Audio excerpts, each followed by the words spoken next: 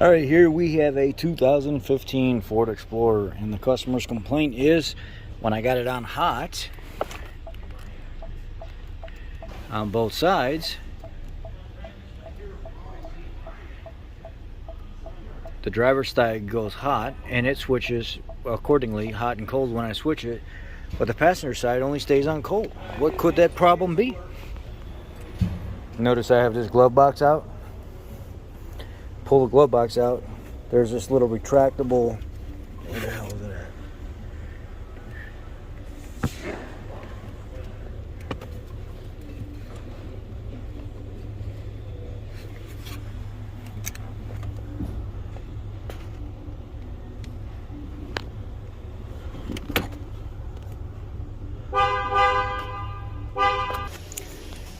So what I did to start out with, just to verify,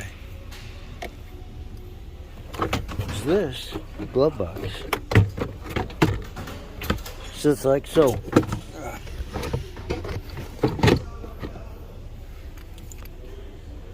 And to pull the glove box down, I reach up inside here.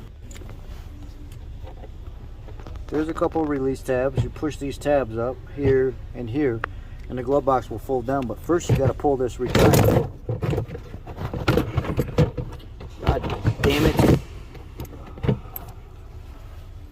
You got to pull the little tab thing right here off the side of it, get the glove box out of the way, and then there's a trim piece right here. See this long trim piece right here? It goes right here. I gently pop that out of the way, and there's a bunch of 7mm screws behind it, and then there's 7mm screws down here. Pop them out, and then what I did was I grabbed this, popped it out of the housing. Then there's a connector right here in the back. It connects for the glove compartment light. I unplugged it, pulled it out of the way, and now I'm back here where this blend door is. Right behind this box back here. And I've got a I think it's a B1087 code for right blend door actuator, and that's this one over here. It looks like somebody's been in here because that Christmas tree is supposed to be in there, but I'm going to pop this cover off real quick and get it out of the way. Then I kind of undo the tape and stuff on it and get the little snap. On the bottom there's like a little snap tab. I push it out with my pry tool, and on the top the same thing. So I can kind of manipulate and pull this thing around so I can get it back out of the way. And then now that I've got that cover out, I can see right in the back there. I can see, it's hard to freaking record and do all this for you guys sometimes, man. It is a freaking pain in the butt. And then people complaining, man, you didn't hold it still. Well, you come here and do the job better. See that blend door, the screw back there in the back? Come on, focus. It's right back there. You got to get like a swivel 1/4-inch drive, 8mm, and then there's another one right here on the bottom in the front. Right there. And then I use my pick to reach up in there and pull the electrical connector out. Push the little push tab right there. Pushed it up out of there. Now I need to get those 2 8mm out.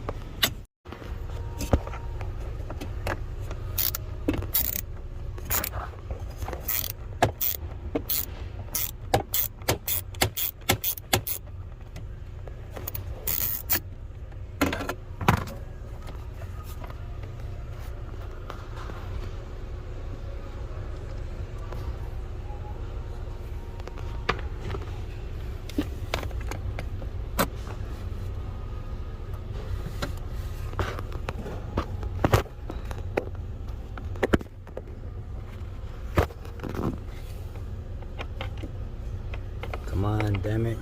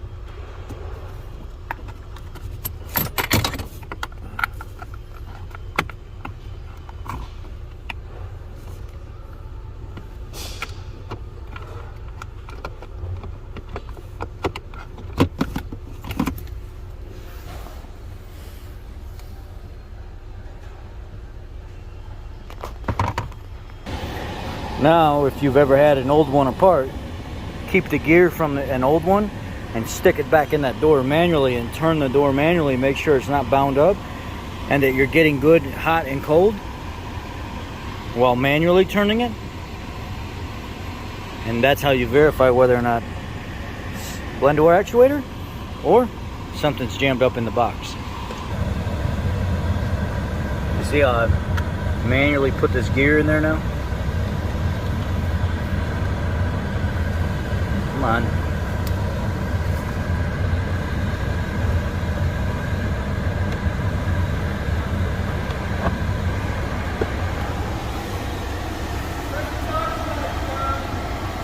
Alright, that's getting colder now.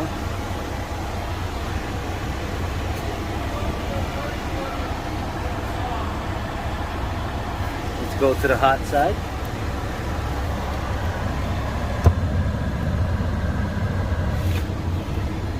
Oh yeah, nice and hot now. Alright, we good.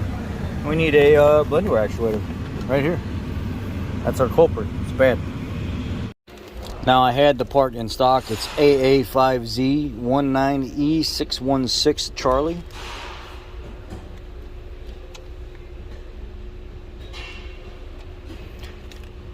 What I need to do is I need to see how this actuator has to go on there with the connector facing up. And you see how that flat spot on there is timed. Flat spot is on the top. That's how I need to leave that insert in the box. It needs to be turned up to the top as well, so when I slide this in, it doesn't fight me. Now you can look up there and see how I got that flat spot on that turned more towards the top and centered, and that's how I'm going to put this actuator back on as well. Alright, the actuator's on with the way I timed it. It slid right in, and I put it up over the top in the opening right in here, and then slid it down, and then watched the bottom and lined it all up from the bottom. Now I'm going to put my screws back in. Alright, screws are back in and tight. Now I'm going to kind of reach up in here, grab this connector, do the best I can to get it lined up and snapped in without stressing it too much.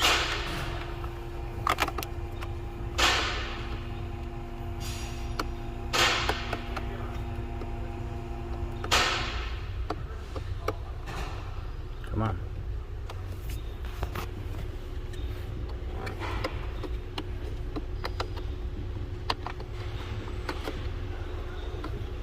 Come on.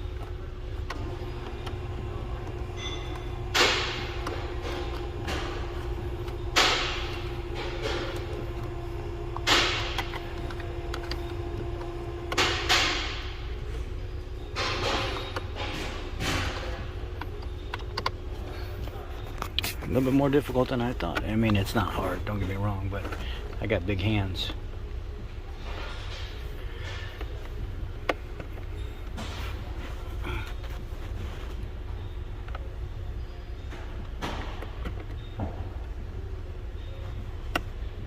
Alright, there it is. Now let's try it out.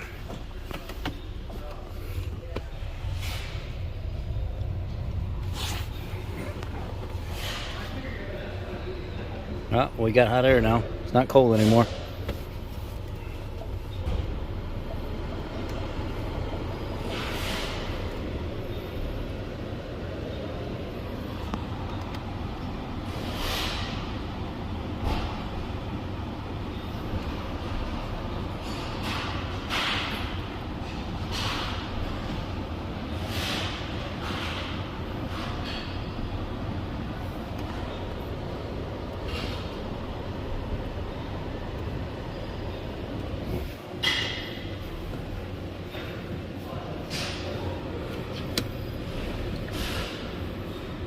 Alright, got cold air. Let's go back to hot. No.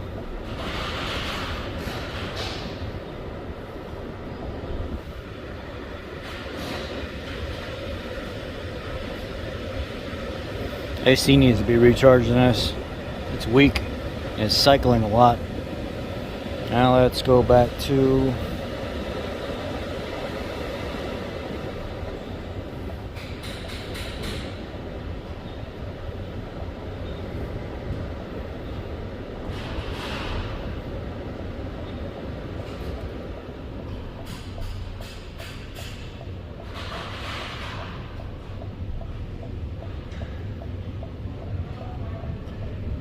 There we go. Fixed. Verified. Now put everything back together. The tools I used for the job was about a 10-inch extension, swivel, 8mm socket, and a 1/4-inch wrench. Also, or a 1/4-inch ratchet. Also just a clip puller tool of some sort to push the connection in and pop it up out of the blend door actuator. And it would behoove you, if you're a technician, as a diag tool, to take this apart and pull that gear out of there so you can have one for yourself. Take that gear after you get this motor apart, everything unclipped on the outside, pop it off. Take that gear, drop it down in your tool, throw this junk away. Show you the code that was present in the computer whenever you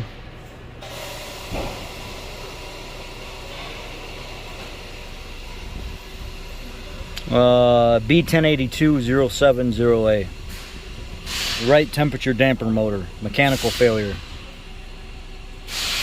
That's the fix for it. It's all back together.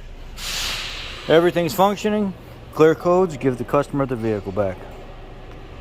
Oh, and if you're wondering, those are battery voltage codes. The customer had to jump their vehicle off, which set those codes in the computer for the ABS.